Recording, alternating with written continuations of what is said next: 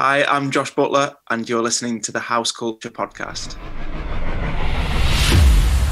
House Culture. Hi everyone, and welcome to the third episode in season 3 of the House Culture podcast, hosted by me, the managing editor at House Culture, Matt Rouse. Feels great to be talking to you right now, wherever you might be. Hopefully this podcast can bring a little bit of clubland into your lockdown life at home. It's not long now until we can all get back on the dance floor. Stay strong, party people. It's so close I can almost smell that smoke machine. If this is the first time you've tuned into the House Culture podcast, please get crate digging through our previous episodes where we have chatted to a whole host of DJ icons like Danny Tenaglia, Fatboy Slim and David Morales, as well as some of the hardest working people within the scene, such as Pike's creative director Dawn Hindle, Balearic legend John Trencher and live percussionist Bongo Ben.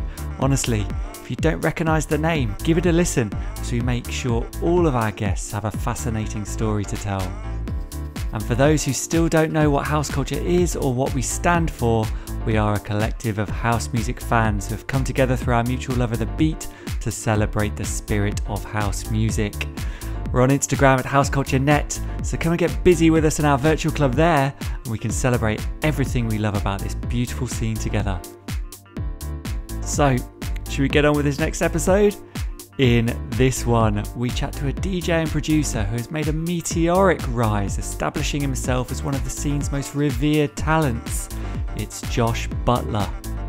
In our conversation, you'll hear how listening to live events on the radio inspired Josh from a young age. I would sit in my bedroom and listen to this music on Radio 1 and listen to the crowd noise. When I got into those big arenas and heard that crowd that I'd experienced on the radio as a kid, I was just like mind blown, you know. The story behind the creation of his breakthrough single. Got a Feeling was put together in a matter of hours as well. I sent it to my friend Jose, who did the vocals. I ended up pitching it down a few semitones and moving his vocal down, and everything just fits so much nicer. And you just can't recreate those moments, you know. It was just an instinct.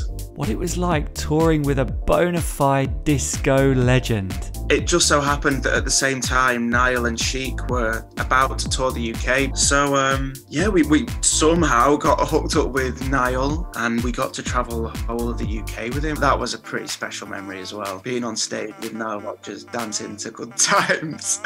And how his DJ sets come together when he's playing live. When I'm in the zone with DJing, it's almost like I'm not doing anything. It's just sort of happening. Ideas are coming to me, you know, this record's going to go into this one. And then in the next 30 minutes, you want to up the tempo a little bit. That just sort of happens spontaneously. This one was recorded live and direct from Josh's current base in New Zealand. And I know you're going to enjoy it. This is Josh Butler. House Culture. Hi Josh, thanks for sitting down with us on the House Culture podcast today. It's massively, massively appreciated. You're a DJ and producer who broke into the scene releasing massive tracks, winning awards, and having Pete Tong describe you as one of the UK's premier house music talents. However, we always want to start at the very beginning and find out how you first discovered music and music that you loved when you were growing up. Yeah, okay. So my the earliest memory of me remembering music, and specifically electronics in music, was hearing Welcome to the Machine by Pink Floyd. Mm-hmm. My dad's a huge Pink Floyd fan, so it was always being played around the house when I was a kid. And that one in particular, I don't know, there was just one time, he might have played it before then as well, but there was one time I remember thinking, like, what the hell is this? You know, the introduction of it is so weird and so atmospheric. They're using lots of samples and soundscapes, and it was just really alien sounding to anything else I'd heard. Mm-hmm. And I must have been only about 6 at the time, and obviously didn't know what the hell it was. Yeah. But that was what kind of sparked my interest, I think. So you were 6, so you're very, very young. I mean, yeah, somewhere around there. You know, I was very young. And you know, in terms of dance music specifically, obviously everyone goes through that period of, growing up and you're into kind of pop music or whatever's in the charts and whatever's popular and things like that. Was there ever a point where you started to lean more towards the dance music aspect? How did that come about? Yeah, so that probably crept in when I was a little bit older, probably more like 10. And my mum was, well, still is. She's a big fan of the podcast as well. But she's really into house music. And so she was buying like these compilation CDs. I specifically remember there being a Pasha compilation. Stuff that she'd just pick up in Asda when doing the shopping. She'd bring it home, play it around the house or in the car. That was kind of the next level for sparking my interest in electronic and specifically dance music. So then I'd like tune into Pete Tong and some more local radio stations like Radio City that was in Liverpool. They had a pretty cool show on Saturday night, and that was that really. It just got absolutely hooked, and I was obviously too young to be going out, but I would sit in my bedroom and listen to this music every weekend. And I remember they used to broadcast some festivals on Radio 1. I'm trying to remember the name of, there was one specific like trance type festival. Doesn't run anymore. Homelands, yeah, that's it. So they used to broadcast Homelands on Radio 1, and I'd sit and listen to that and listen to the crowd noise, and it was just like, it blew me away, honestly. Hearing the atmosphere mixed with the music was just next level for me as a kid. Yeah, and like here, Homelands I was probably at one of the ones that you heard on the radio. There are two sets in particular from the first Homelands in '99. There's a Paul Oakenfold Essential Mix, and a Sasha is on after him as well. The crowd noise on those particular ones is just elevates it to the next level, like you're saying.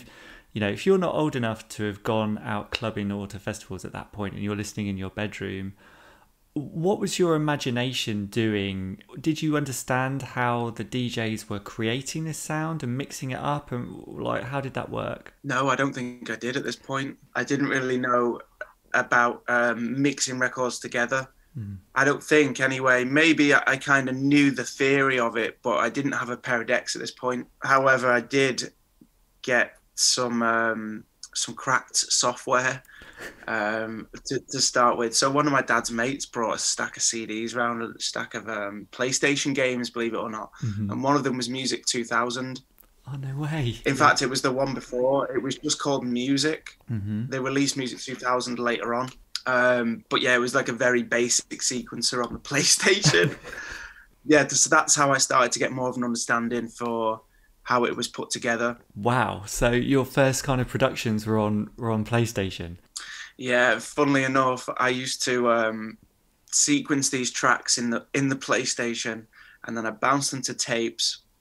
And at the time, like, my friends at school were having birthday parties, and some of them would hire a hall and a DJ and a buffet and that. So I would take my tapes to the DJ at these parties and ask him to play them. Did any ever get played? Yeah, they did a couple of times. No way. They're terrible tracks, but all my mates seemed to enjoy it.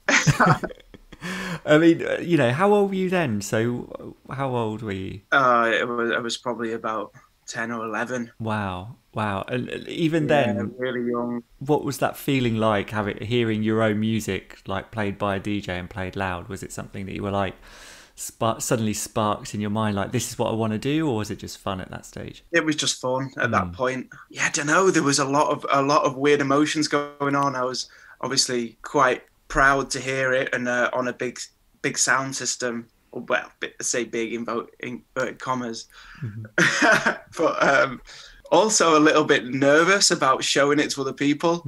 But yeah, that was the early days. So then I eventually got a little bit more serious and got a copy of Reason and eventually Cubase, and that's when I was like really thinking, okay, this could maybe go somewhere. I'm really into this now. And so you were producing stuff before. You mentioned you had decks and got decks. You were producing stuff before you even got decks, or how did those two combine? Yeah, I was producing stuff for quite a few years before getting decks, to be honest. So you're already getting involved in this scene that you couldn't necessarily kind of participate in in terms because you're so young. What was that feeling when you actually first started to go out and go clubbing? Was it all that you had imagined? Yeah. Oh my God, it was amazing. I mean, there's a lot to talk about in between that period of me being like very early teens up to 18. Yeah. Yeah. Oh my God. When I was 18, well, it was starting to go out a little bit before 18, but some of the bigger festivals are obviously a bit stricter.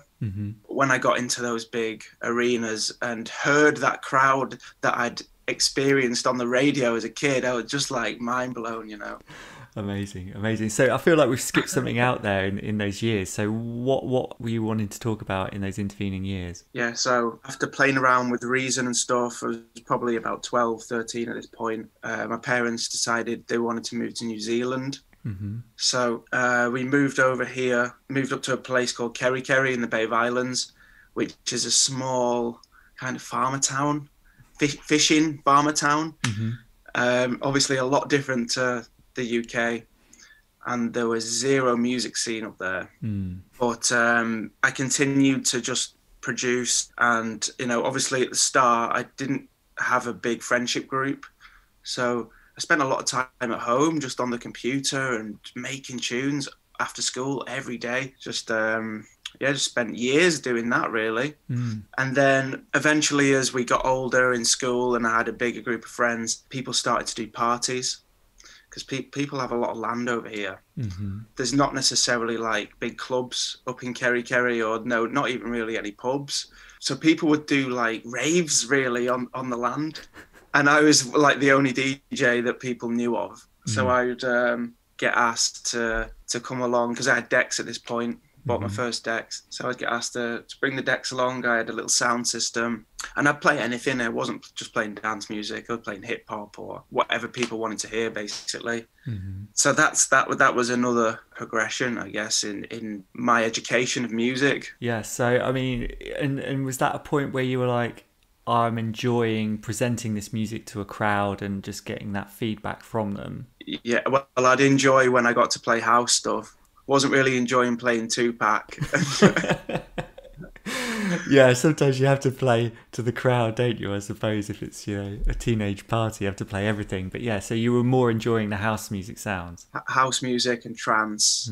I was really into hard house as well, but I wouldn't play that at these parties. I feel like that was a bit too far, a bit too fast, and a bit heavy. Might scare people off. So I'd play some house stuff and some more well-known trance tracks. How old were you at that point then? I would have been about 16. Yeah, and I mean, New Zealand, like you say, it's a long way from where you grew up initially, and a completely different scene, I'd imagine. Was there a point where you were like, okay, this is kind of a career path for me, but it's not going to happen in New Zealand? Yeah, there was, because I did start to try and learn about the scene in New Zealand. I mean, it's mostly in Auckland, which was 4 hours south of where we were living at the time. But one of my mates from school, Brendan, he said that his brother had an internet radio show in Auckland. So I was like, okay, cool. We started speaking over text and whatever.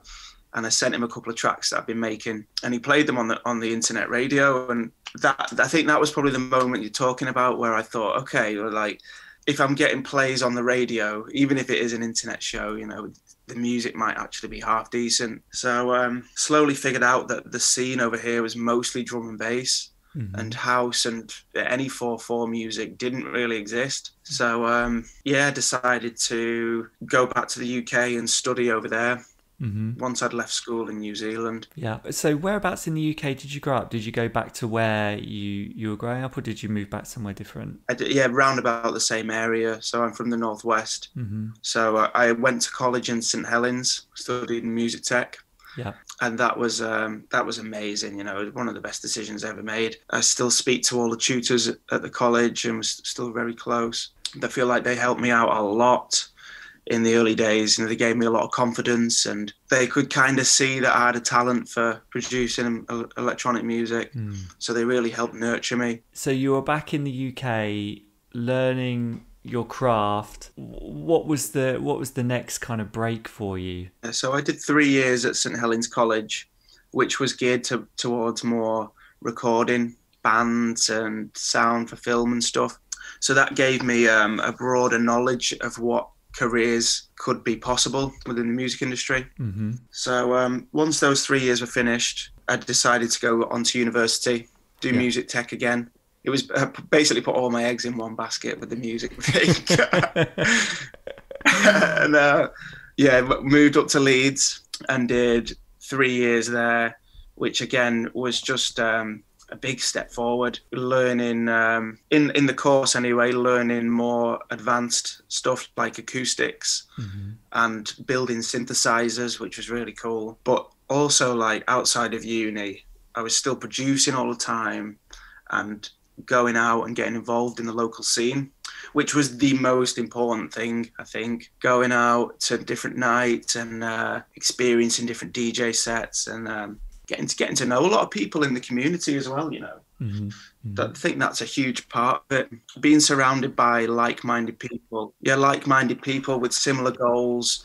That was all quite new to me at the time, because the St Helens course was very much like bands and more traditional stuff. And again, St Helens isn't known for its clubbing scene, so having like club nights every night of the week in Leeds was just a treat. Yeah. I mean, so, and like a whole breadth of genres and tastes as well. I think, like you say, I think it's really important to have that broad approach to having different influences across your musical taste to really inspire you. I mean, what at that point were you looking at any producers in particular or any DJs that you were really kind of wanted to emulate or follow, or was it just a case of I want to absorb all of this and push it through into my own music? Yeah, I don't think there was anybody in particular. I was going to drum and bass nights, hard house nights, techno nights, you know, you name it. We go to see the Far Side, anything. I just soak up the whole musical landscape, because Leeds we were really spoiled up there at one point, you know. It's such a thriving scene. So I've always enjoyed a variety of music, I think.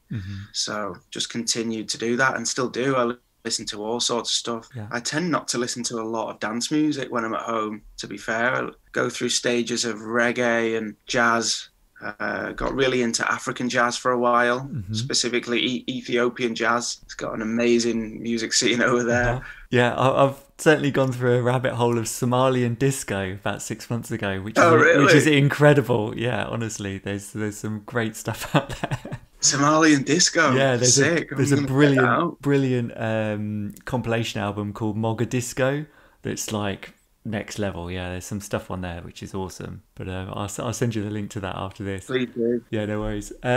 Cool. All right, so production wise, obviously you've won breakthrough artist awards, and you know you've been on the Essential Mix and stuff like that.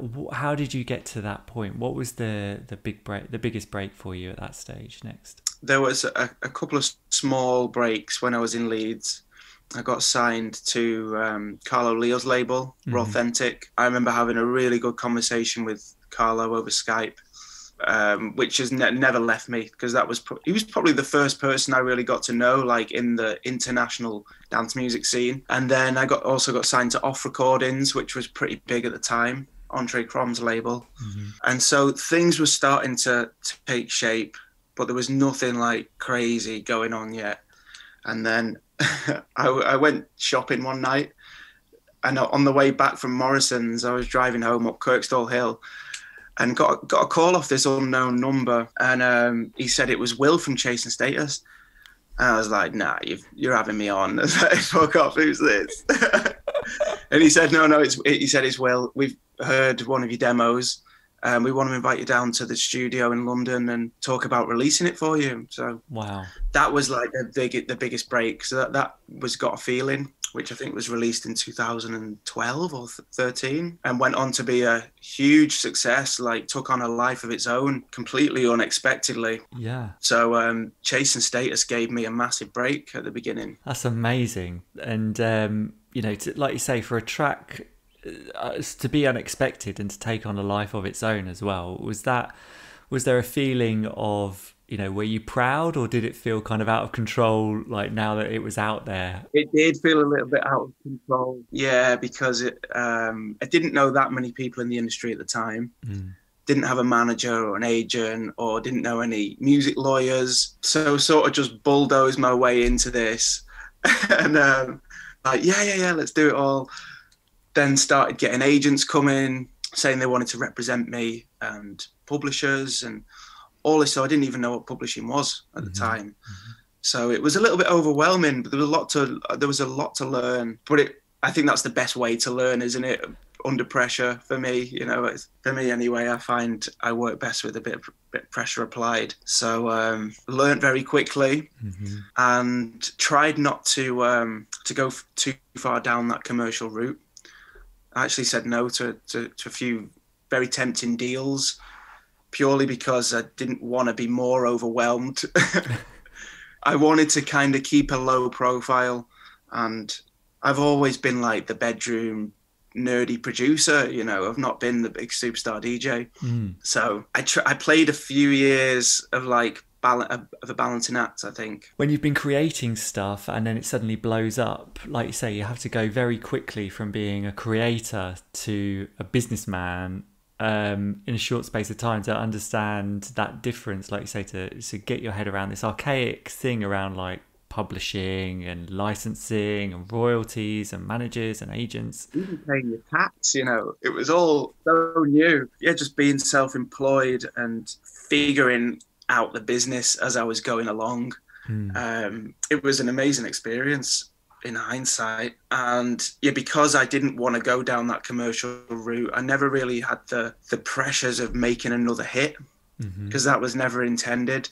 So I just continued to do what I was doing, I just locked myself away in the studio and made beats, made underground records, and tried to put my spin on the sound that was going around Leeds at the time, I guess. There was a big tech house scene in Leeds, and nights like Technicolor and Loosh was a big one. So yeah, I'd go to those nights, get inspired, and then try and do my own thing on it. Yeah. And like you say, if Got a Feeling was, an unexpected hit, so to speak, if you then wanted to try and recreate that and be like, well, I've got to produce a hit now, and it's hard to tap into that again and chase that idealistic dream, I think, just keep doing what you're doing, and that will make you a success and give you your own sound and be true to yourself. Yeah, totally. I mean, Got a Feeling was put together in a matter of hours as well. I mean, I think there was 2 sessions on it.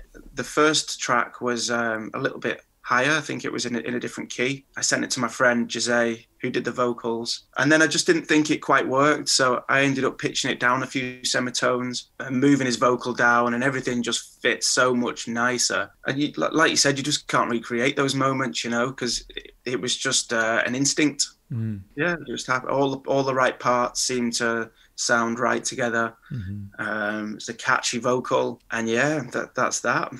Just so yeah, after that I just continued to make more weirder underground beats. I released an EP on Madhouse. Mad Tech. Yeah, Kerry Chandler's sub-label of Madhouse, called No Frills, which was kind of counterbalancing what had happened with Got a Feeling. I mean, Kerry's obviously a massive legend, a real originator from the back in the day. I mean, what was it like connecting with him and working with him? Oh, it was brilliant. Kerry's an absolute gentleman. We met each other in Paris for the first time. I got booked to play a Madhouse party at, I'm going to forget the name of the club now. It wasn't Rex, but it was one of the other ones in Paris by the canal. I've been in quite a few nightclubs since then, so forgive me. But yeah, I met Kerry that night and we went for dinner, and he showed me how he does the sound check at the venue, which is very thorough. His sound check was longer than his set, I think.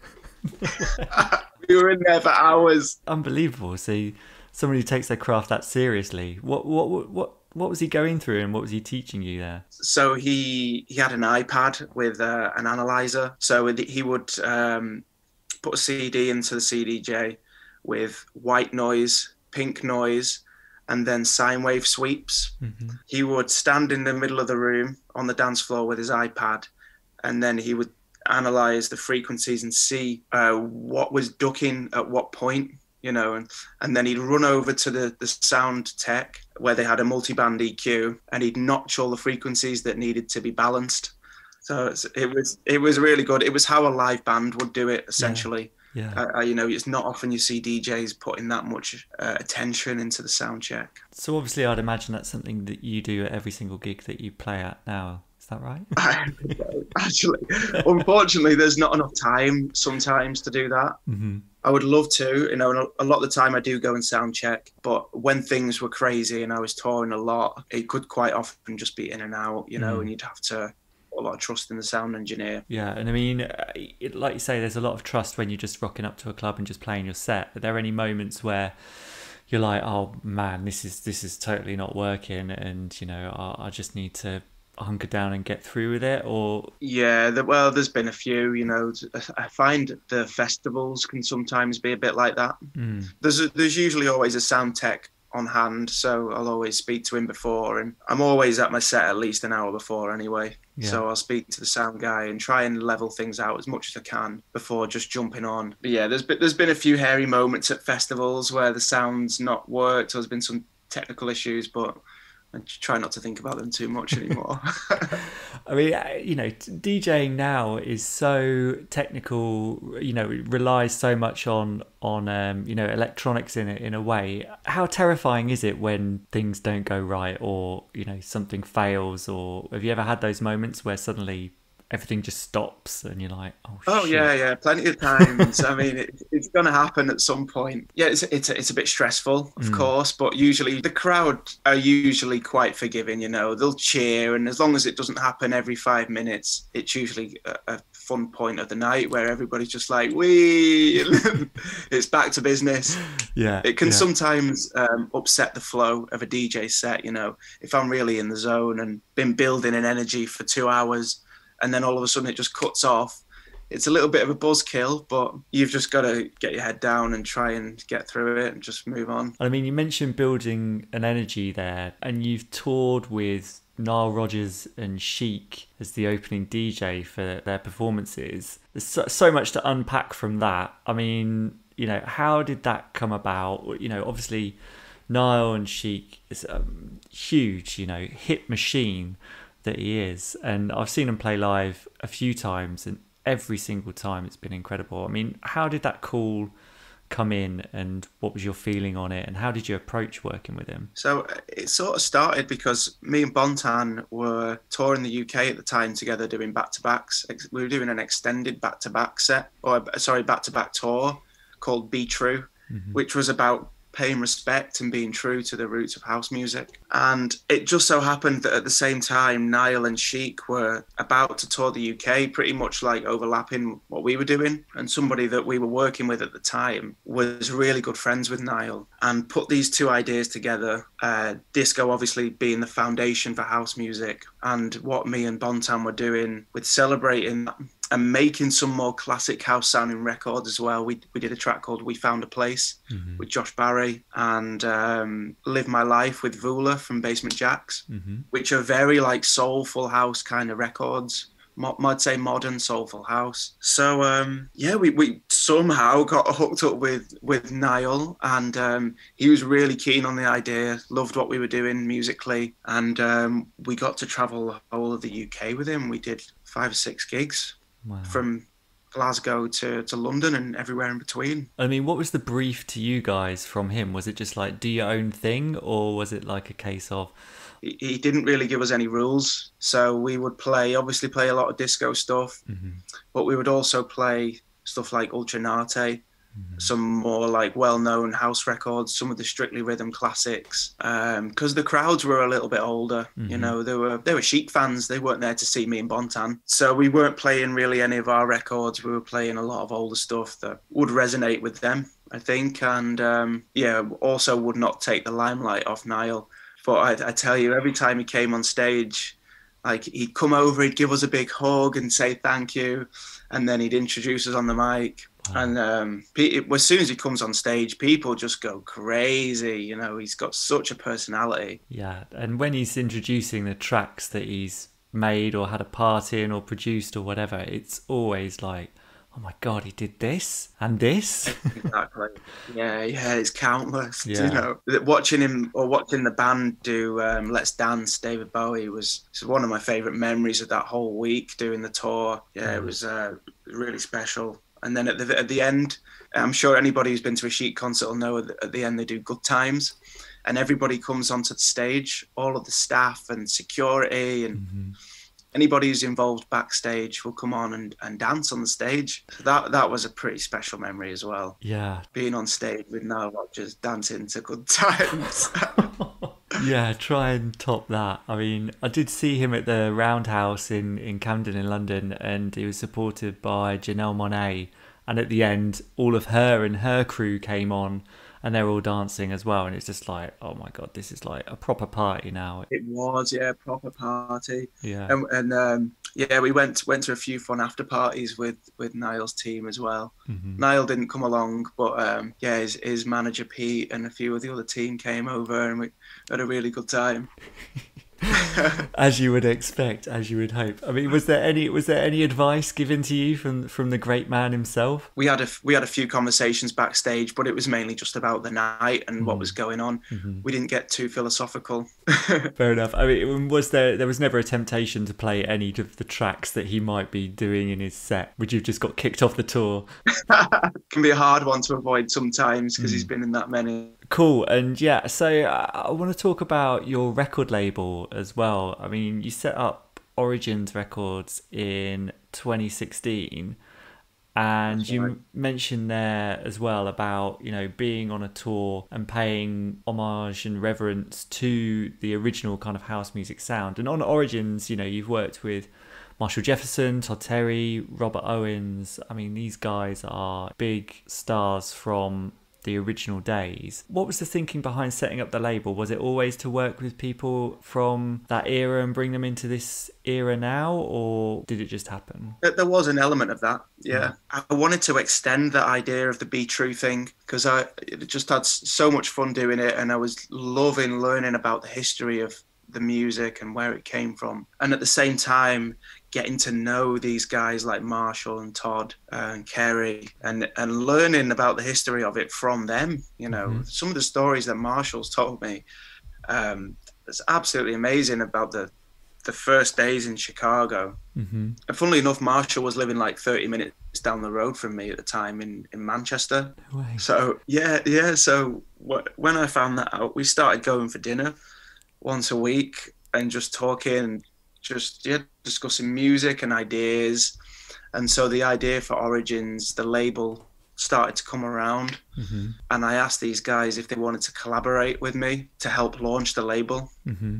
So I did a series called The Heroes of House, and we had this amazing artwork designed from a guy in Brazil. He did all these like comic book style superheroes, but with Marshall Jefferson's head and Kerry's head. It's really cool. So yeah, I think we did 4 releases of that. I did one with Robert Owens as well. So that was kind of the launch of the label. There was a kind of old school guy on one side and a more modern producer on the B side. Yeah. So that was when Call You Back came into things as well with Bontan, because we released Call You Back as a B-side to one of those Heroes of House tracks. And things just grew with the label from there, really. I couldn't just release the originators of House forever. So I started to move more into releasing some of the music I was being sent from newer producers and friends of mine in music as well. You know, how important is it for you to have your own label and outlet in terms of releasing things? For me now, it's one of the most important parts of what I do. I maybe didn't see the whole value of it at the beginning, but the way it's grown and the way people have received the music on there, it's been amazing. Yeah, having creative control of not only the music, but the artwork and the way it's presented online. Yeah, I really like being at the driver's seat more, in control of my release schedule as well. I can shift things around if needs be. I can choose who I want to remix. I can get some really cool remixes on board. It's fun. I really enjoy doing that side of it these days. Yeah. And during this whole COVID lockdown situation, obviously you're in New Zealand, so you're having a mildly different experience kind of right now than a lot of Europe and the UK in particular. How has it changed how you've been releasing music or making music during this period? The making music one has been a bit of a roller coaster, to be honest. I think I've gone through a lot of different stages with producing, from making club bangers to like liquid drum and bass, all sorts of stuff. But with the label, last year, especially in 2020, I did make a conscious effort to switch the release schedule around to suit being at home more, I suppose, more easy listening house records, stuff with vocals, and probably more of the classic sound that our Origins was known for at the beginning, rather than the club tracks. But I think as time's gone on, and I was getting used to being at home a lot more when I was still in the UK,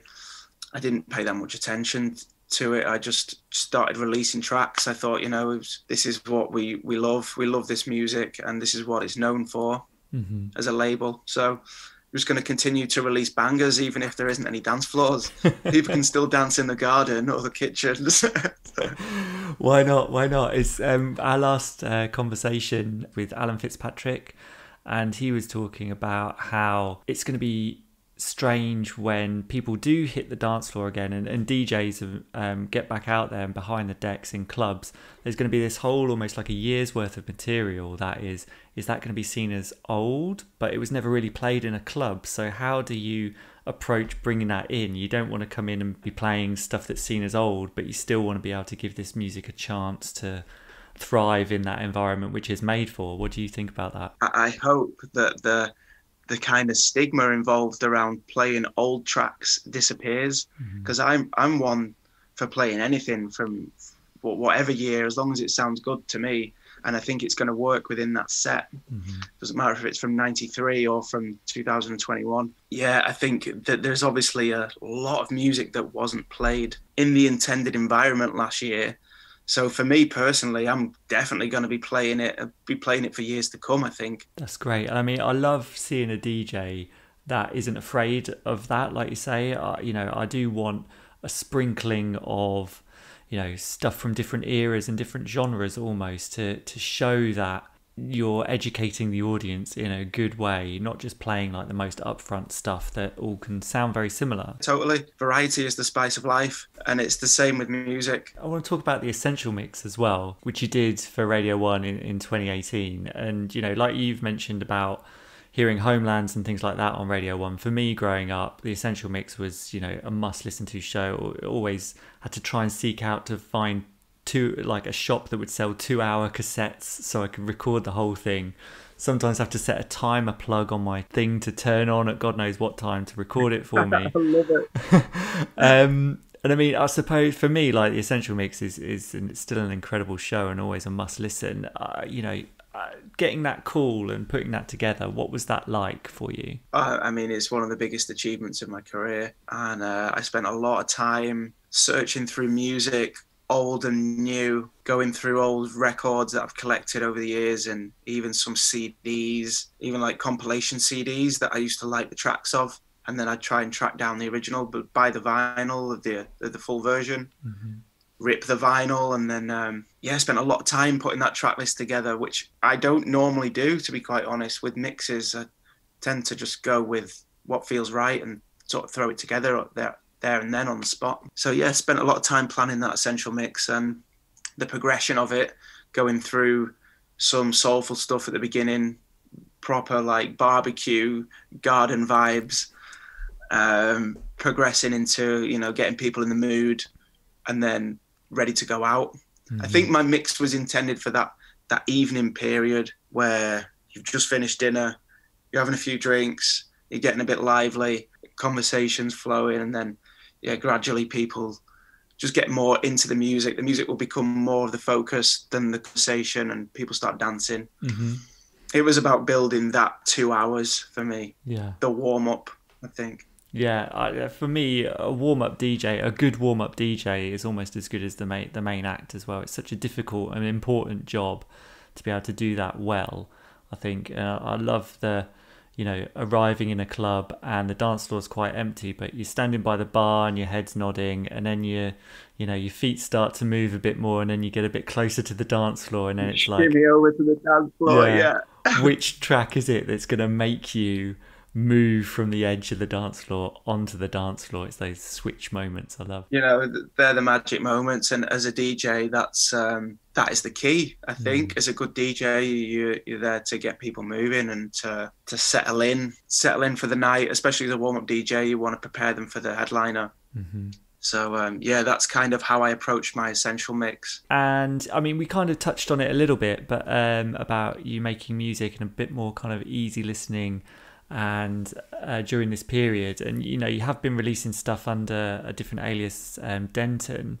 What was the thinking behind that, aside from just releasing more interesting stuff and having a different outlet from under the Josh Butler name? Is there a specific difference between the two vibes that you're trying to create? There is. I mean, I think that there probably is a few crossovers, but with Josh Butler over the years, like as a name, as an artist, I feel like I've released quite a broad spectrum of house music, from vocal tracks like Feels Good on Defected with Hanley, to more techno stuff on Rejected with Joris Vaughan. And I've always really loved both sides of it, but I feel like there's only so far I can go with one artist name. So the idea with Denton is it lets me explore the more vocal song kind of world and collaborate with a lot of singers and songwriters, and also give them a lot of creative control and have it as a more collaboration project than Denton being just me.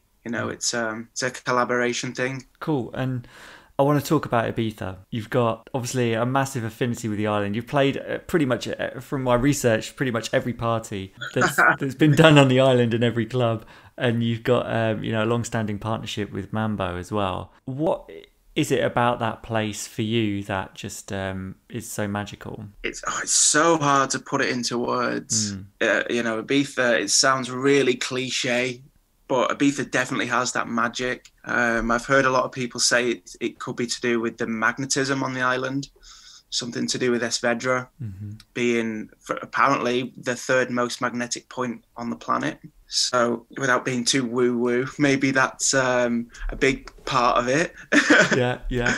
But obviously the music community there is just for what we do as DJs and producers, it's the place. It's where you hear all the cutting edge tracks of that year. It's where you can see all of your favorite DJs. You can go out 7 nights a week if you want, but on the flip side, you can also live Ibiza in a very different way. There's lots of amazing restaurants, beautiful beaches, now a lot more like yoga retreats and stuff like that.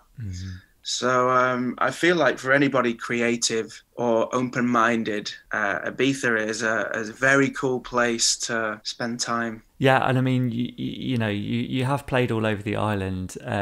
What's your favourite club, and what's your best Ibiza or most Ibiza type memory that always springs to mind that you can tell me on a podcast that your mum listens to? Yeah, I was going to say there's probably a few. But I think in terms of favourite club, it's probably DC10. I've been really lucky to play in the main room a couple of times now for Paradise. Yeah, the last time I did it, 2019, I actually played the first set of the main room. So I was kind of on that warm-up tip, and seeing people come in from the terrace outside and my room slowly fill up and just the atmosphere get looser and looser. It was... that's one of my best Ibiza moments for sure.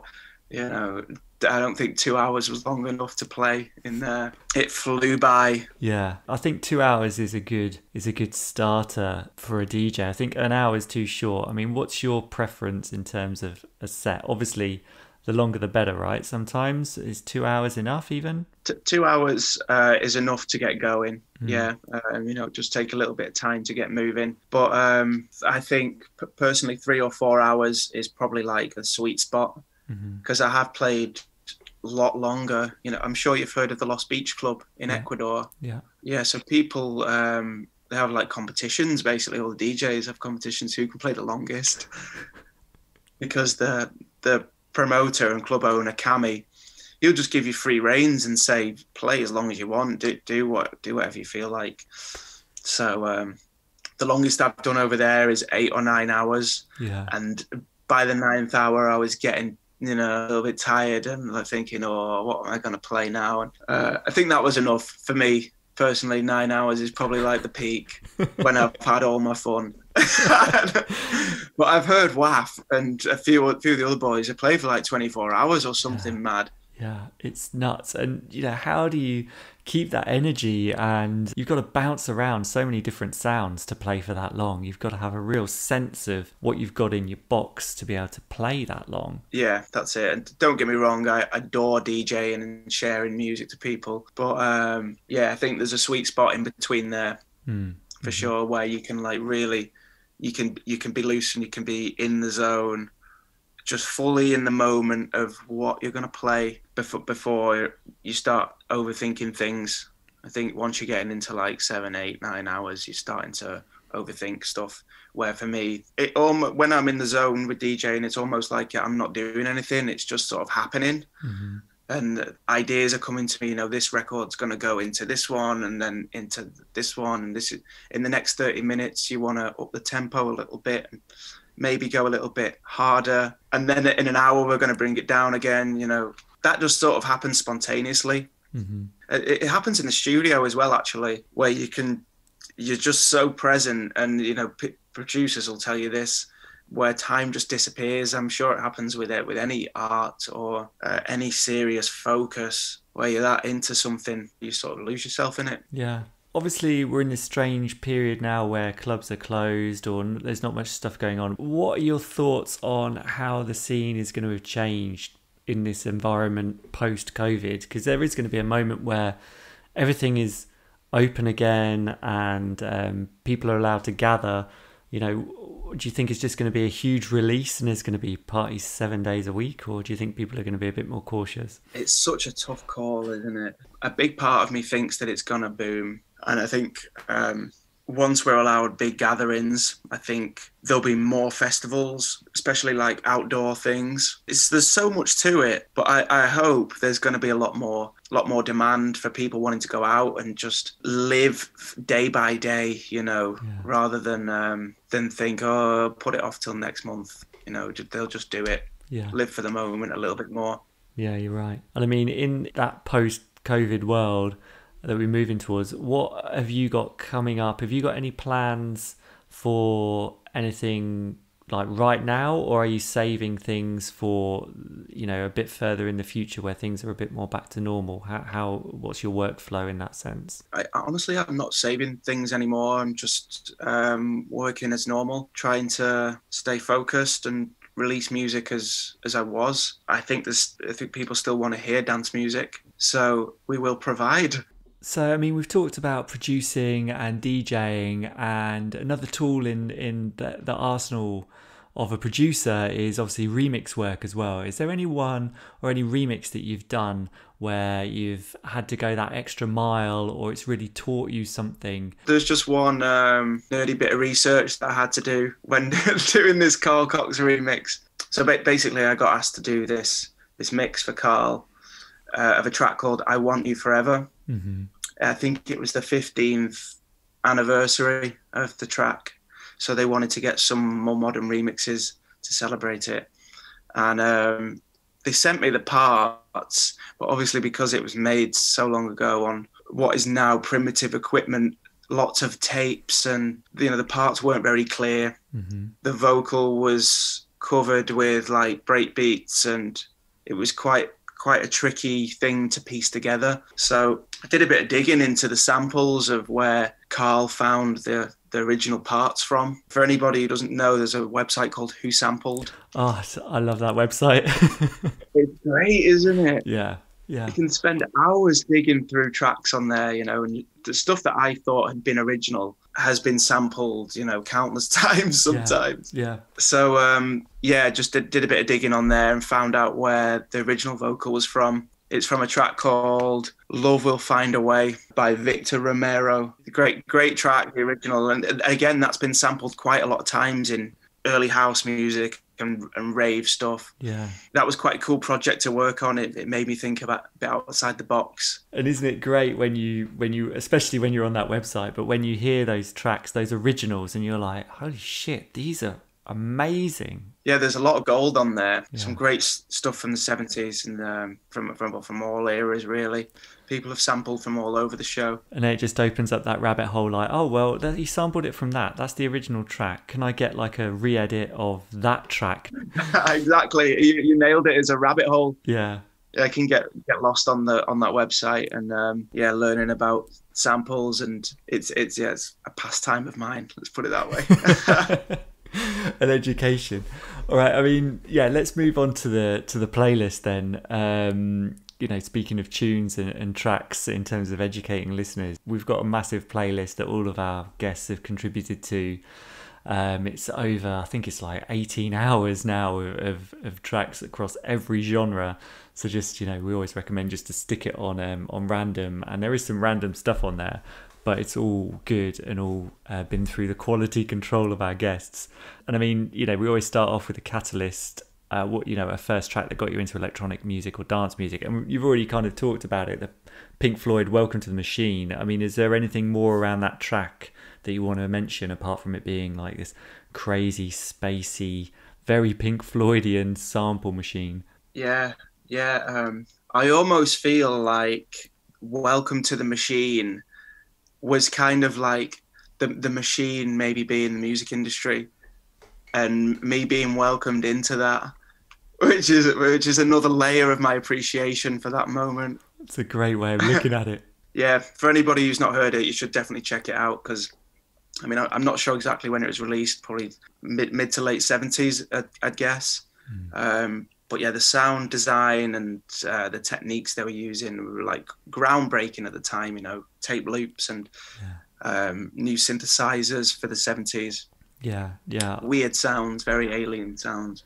Yeah, I mean, my experience with Pink Floyd as well, like, my dad was never into like that kind of sound, so my exposure to them kind of came much later on. And I remember I hadn't even heard like Dark Side of the Moon, and I saw there's a brilliant documentary called Classic Albums that goes into the making of that album. It's got interviews with obviously Alan Parsons, the producer, and all the guys from Pink Floyd.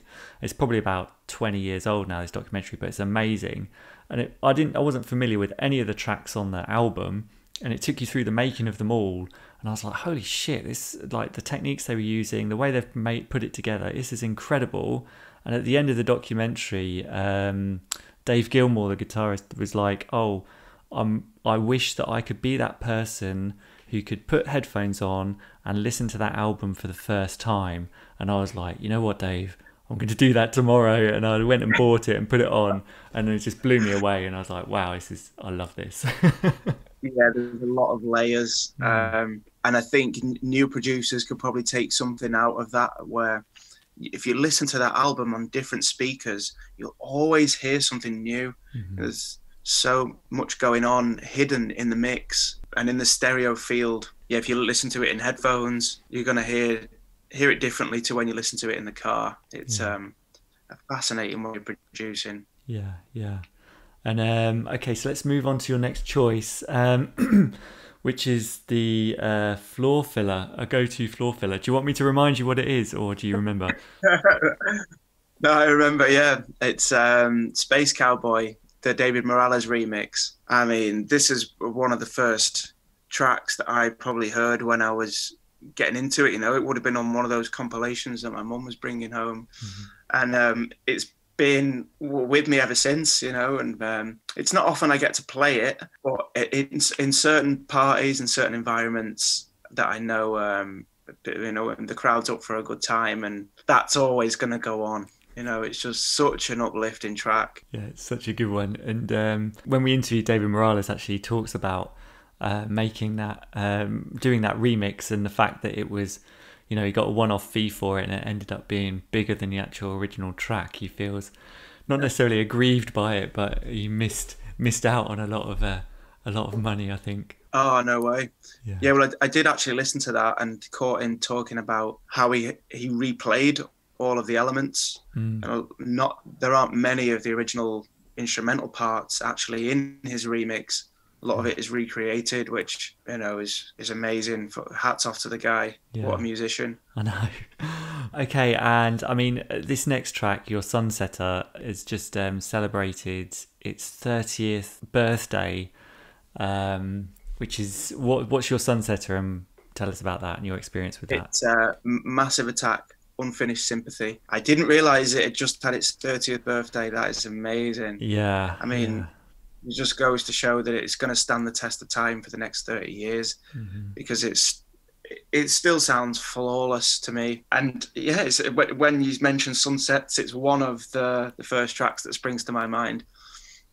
And I'll still listen to it. The Paul Oakenfold mix as well, stunning. So I listen to those weekly still. Yeah, I mean, they are,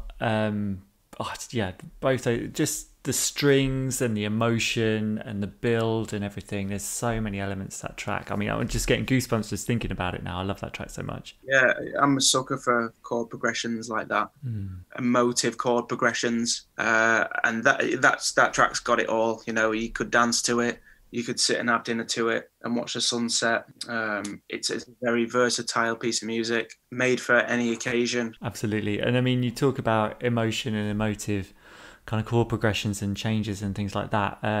Your tearjerker, what have you chosen for that? I've chosen Arrival of the Birds, the cinematic orchestra. And I probably could have chosen a few. I probably could have chosen a few for all of them, to be fair, let's face it.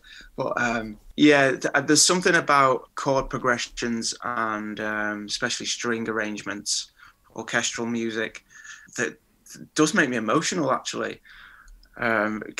I know it does for a lot of people, but if I'm watching a film or something, I have to hold it back sometimes. I'm like, oh God, this is getting me now. It's as soon as that chord changes, I mean, music makes emotion in films, makes it feel a lot more real. But yeah, Arrival of the Birds, it's a moving. One of the versions is quite short, actually. It's only about 3 minutes, but I just love the melody in it. It's quite. It's not sad, but it's emotive. Yeah. And speaking of really emotive tracks as well, your last tune, what have you chosen for that? Yeah, this is completely the opposite end of the spectrum. This is what I would drop. Well, you asked me what I would drop as a last track during a set, and I gave you an example of one I dropped the other week at a festival in Auckland. Prodigy, Smack My Bitch Up, which has been in my record box for so long, but just never had the opportunity to play it, and honestly didn't think I would.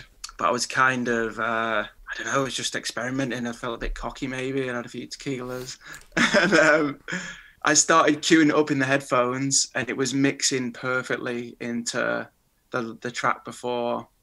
So I just made a little loop of the first part of Smack My Bitch Up, don't know, and it honestly, it worked like a charm, and I had no idea how I was going to mix out of it, because that didn't actually be the last track. There was one more after that. Okay. So it was a little bit tricky to mix, but it was an amazing moment. Yeah, something I've always wanted to do. Hear that on a massive sound system, or play it myself on a massive system. What was the reaction to it? It's definitely a classic. I think people's reaction were a little bit shocked at first, but it was just a laugh. It really worked at the time, and it was nothing too serious. It was just a fun way to end the night. Well, I mean, that's the last track, and we come on to the last question that we always ask our guests, and we are house culture, and you are part of that culture and the scene. Can you just sum it up for us, what it's brought into your life, and what you feel like it's going to hold for your future? Big question, because it's brought so much to my life. My life has revolved around the dance music scene and being a part of the community. As I've made some of my best friends through music. I wake up thinking about music, go to bed thinking about music, and have done for many years. So I think what it means to me is community. I think Yeah, we all have the exact same passion. We're all on the dance floor for the same reason, enjoying the same style of music. And it truly is the international language, or the universal language. You know, been very lucky to travel to some amazing places around the world, and not necessarily being able to speak their language and communicate with the event organizers or fans that are at the show. But we connect through the mutual love of electronic music. That is a great final thought, I think, to end on. So let's leave it there. Thank you very much. Thank you so much, Josh. Pleasure. Yeah, really good. Because I'm genuinely a big fan. Listening to you a lot at the moment. House culture.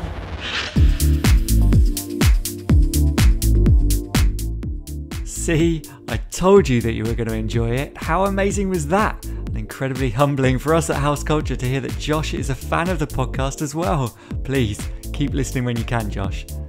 I also loved hearing about his journey from producing tracks onto tapes from his PlayStation all the way through to not only touring with Nile Rodgers and Chic, working with legends such as Todd Terry and Marshall Jefferson, but also creating new and exciting material that is pushing our scene forward.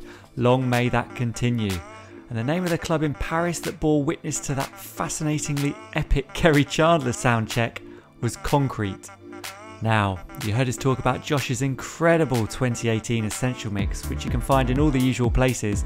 And once you've listened to that, make sure you fire up your Spotify player and search for the House Culture Perfect playlist, where you find the tracks that Josh chose for our 5 themes, as well as his breakthrough single, Got a Feeling. Our Perfect playlist is a massive beast now. It's over 18 hours long, so stick it on shuffle and get your day soundtracked by the submissions from all of our previous podcast guests. Again, to find it, all you need to do is search for House Culture Perfect Playlist on Spotify. Once you're listening to that, please help support this podcast by loving, liking, tweeting, sharing and rating or reviewing us on Apple. We've had some fantastic feedback already, so if you say something good, it will not only help us to continue to create these episodes that you love listening to, it could also get you a shout out on a future episode as well. This time around, I'm shouting out to fellow DJ and Monologues Records label head Ben Gamori, who got in touch via email to say that he thinks the podcast is great and he's really enjoyed catching up. Thanks for taking the time to get in touch, Ben, and I really hope the podcast has been helping you feel connected to the clubbing community during these strange times. And if you want to join us at House Culture from wherever you might be in the world, please hit up our Instagram feed at HouseCultureNet or follow the hashtag #TrueHouseCulture. Not only will you be fully informed about the podcast, you'll also get connected with other house music lovers from across the globe. And finally, if you want to get in touch with me, Matt Rouse, you can do it directly on Instagram at DJ Matt Rouse. Thanks for listening, stay safe, and see you next time. House culture.